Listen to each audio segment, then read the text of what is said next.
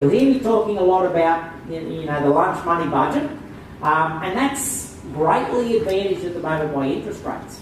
Okay, so interest rates being where they are today, if you're putting in any more than about $20 a week to hold an investment property, it's crazy in today's standards, really.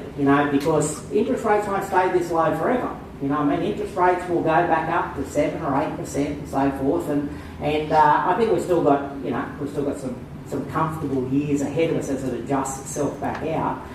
We may even get a little bit of a drop again. I believe we may even see a little bit more of a little drop before it goes the other way. But the reality is, regardless, once we get out to normal interest rates, maybe $70 or $80 a week could be the example. But for me, I still see that as a lunch money budget. What you spend on lunch money for your week, perhaps, or however you do it. That's just been a saying that I've come up with. Today, like I said, $20 a week should be the maximum. All right.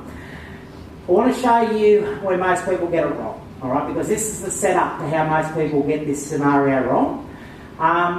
You hear me talking about this is getting all of us onto the same page. If you're a wage earner, this will be your scenario. If you're a wage earner, you will be taking home a net wage component. This portion is what you take home, your net wage, the amount of money that you think you earn and what you get to live on. The reality is the tax component that you give to the taxman each week or each month is your money as well. All right? You're just choosing to give it to the taxman because you don't know what to do with it. That's all it is. They don't know what to do with it either. Let's keep it for ourselves, right? So the tax money is where I would start looking at, choice-wise as to where we may want to invest, right? But the big setup for this is understanding where the family home fits into the scheme of things. The family home must sit in this component and must be paid for out of your take-home income. Your after-tax income is what will service your rates, your insurances, mortgage, every expense on your home must be paid for out of your take-home income. So that's one issue. The bigger issue is most people buy houses they can't even afford. Most people buy houses that stretch how much they can afford to the maximum. So this is the old expensive way. The better way to do it is to go, okay, all of this is my money. All of this is your money. If you earn a wage, you've got a net wage that you take home, you've got a tax component that you give to the taxman currently, and you've got your super component, and that's all your money. Some people go, it's not my super, it's not my money till I retire. It's your money now, okay?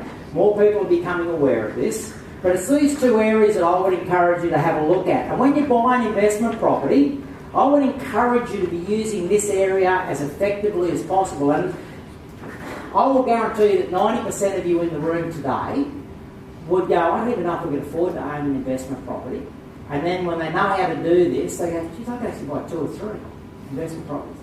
Couple here, not putting much pressure on your family home, on your take-home income, maybe $20 a week, and probably one very comfortably in your super fund.